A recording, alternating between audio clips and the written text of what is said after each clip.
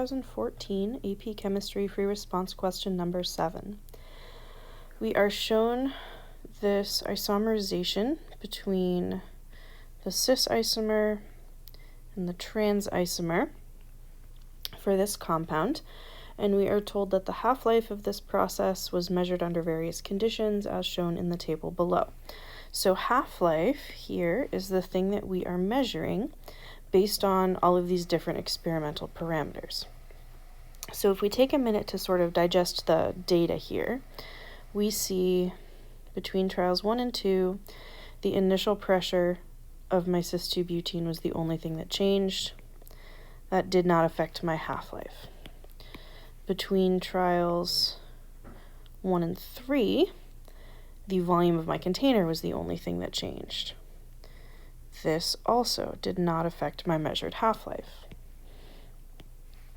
Between trials 1 and 4, the temperature was the only thing that changed, and this did have an effect on my half-life. So the only time my half-life changed was when I changed the temperature. So keeping that in mind, we can go through the rest of the problem. So we're told the reaction is first order, and we're asked to explain how the data in the table are consistent with a first order reaction.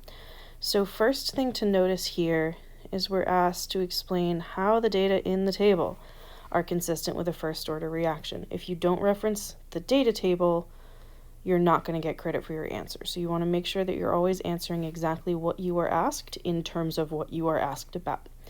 So we're measuring half-life here, and what's unique about the half-life of a first order process is that it's always constant as long as temperature is constant. It doesn't change when you change the concentration. So looking at our data, the pressure and the concentration are directly related. Pressure and concentration are effectively the same thing. So when we made that change between trials 1 and 2, our half-life didn't change. And that would only be true for a first order process. For anything else, if you change the concentration, and by changing the pressure, you are changing the concentration, when you change the concentration, the half-life also changes for any other reaction order except for first. So that's where we can see in our data that this is definitely a first order process. So how I would respond to this is specifying in trials 1 and 2, so referencing our data specifically. In trials 1 and 2, the initial pressure of cis-2-butene changes, but the half-life remains constant. So that's a perfect, complete answer. It references the data. In these 2 trials, I made this change, half-life didn't change. And that is what is consistent with a first-order reaction. So in part B, we're now asked to calculate the rate constant K for the reaction at 350 Kelvin, and to include appropriate units. So make sure, again, that you're fully reading the question and fully answering the question. So for calculating the rate constant for a first order process, all we need is the half-life. So at 350 Kelvin is what we were asked. So any of our first 3 trials will work. At 350 Kelvin, our half-life is 100 seconds. So we can use the relationship from your equation sheet that the half-life of a first order process is equal to 0.693 divided by the rate constant. If we rearrange this to solve for the rate constant and plug in the half-life from the data table, we can calculate our answer. Now to get our units, the top of this equation is unitless, and the bottom is a time that we're told in our data table is in units of seconds. So we have unitless divided by seconds, or 1 over seconds. So we get a unit on this of seconds to the -1 power. And a value of 6.93 times 10 to the -3rd.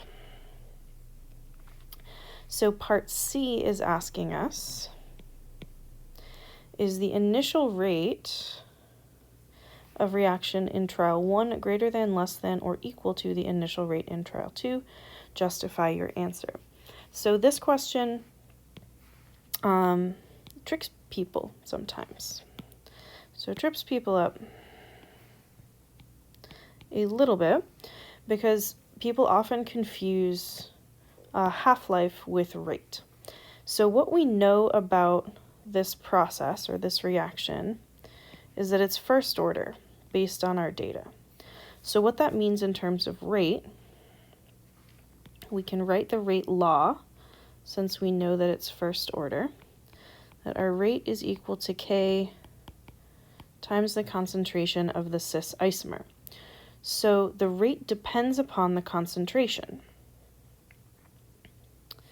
If we look at the two trials we're asked to compare, which are trials 1 and 2, we have already said that between those two trials, our pressure changes. And changing the pressure is changing the concentration. So if we double our pressure, we've doubled the concentration of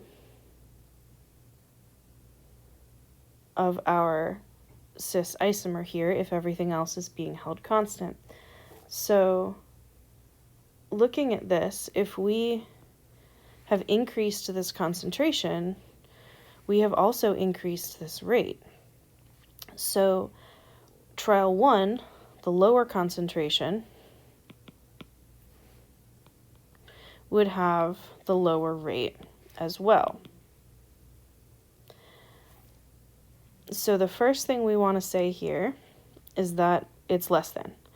If you're asked, pick a thing and justify, try to do it in that order if you can. So you were asked, is it greater than, less than, or equal to, and then justify your choice.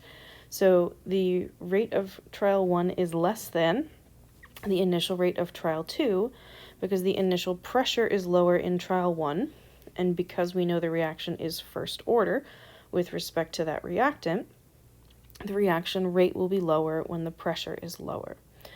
So again, making sure that you actually answer the question fully, that you come out and say the rate is less than, and then explain it in terms of the data, since that's what you have to go off of here. That trials 1 and 2 differ in terms of the pressure, which is related to the concentration, and that is going to affect the rate because it's first order. So then, last but not least, you are asked or told the half-life in reaction in trial 4 is less than the half-life in trial 1, and you were asked to explain why in terms of activation energy. So once again, making sure we are actually explaining things in the way they want them explained or in terms of how they want things explained. So we need to make sure we mention activation energy at some point. So if we look back up at our data, we had seen previously, or pointed out previously, that in trial 4 was where we varied the temperature. So comparing trials 1 and 4, we noted that that was the one place where the half-life changed, and that was where temperature changed. So temperature clearly has something to do with this. And what's going on is that at a higher temperature, we are increasing the kinetic energy of our molecules. So the increased temperature in trial 4 means that molecules have a higher average kinetic energy, which means that collisions occur with more energy on average. So more of those collisions have at least the activation energy, which is what makes the half-life get shorter. So we referenced activation energy in our explanation as we were asked to do, so that's good, and explained everything also in terms of the data.